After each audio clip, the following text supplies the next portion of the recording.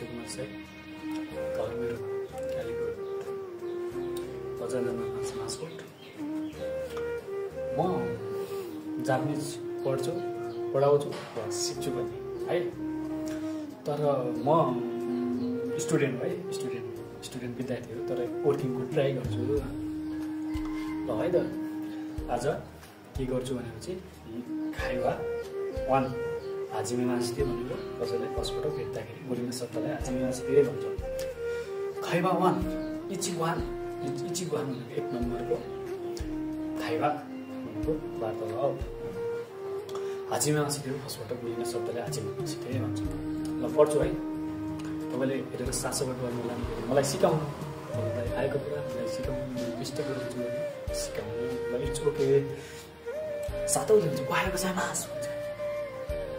वाहेको चाहिँ मास भनेको के त? बिहानटी गरिने अभिवादन नमस्तेलाई वाहेको चाहिँ मास हुन्छ। फेरि त्यहाँ चाहिँ चुक्नुपर्छ। आमाले हुन्छ वाहेको चाहिँ मास हुन्छ, यताउति नमस्ते गरेर वाहेको चाहिँ मास चुक्नुपर्छ।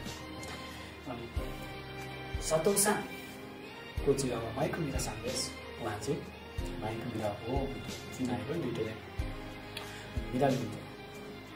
हाजिमे मासिते भनेको कसै मान्छेसँग फर्स्टपटक बोल्दाखेरि भेट हुँदाखेरि बोलिने शब्दलाई हाजिमे मासिते भन्छ। मैले अघि नै भनिसकेँ नि त होइन। हाजिमे मासिते यसको वार्तालाप नै हाजिमे मासिते फर्स्ट प्याराग्राफ पनि छ, फर्स्टमै छ। फर्स्टपटक भेट हुँदाखेरि बोलिने शब्दलाई हाजिमे मासिते भन्छ। हाजिमे मासिते भनिसक्यो होइन मिराले।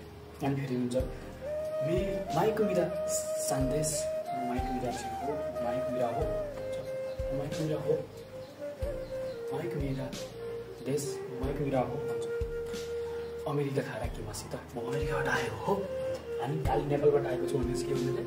नेपालहरू खाएर के मसित म नेपालबाट आएको हुँ सबैले भुल्नु पऱ्यो है। अनि दोजोसिको भन्छ, दोजोसिको के धन्यवाद ठिक छ जस्तो है। यहाँ धेरै हुन्छ यसको मिनिङ घट्नु पर्ने धेरै हुन्छ। र तपाईँले फेरि सातौँले भन्छ, सातौँ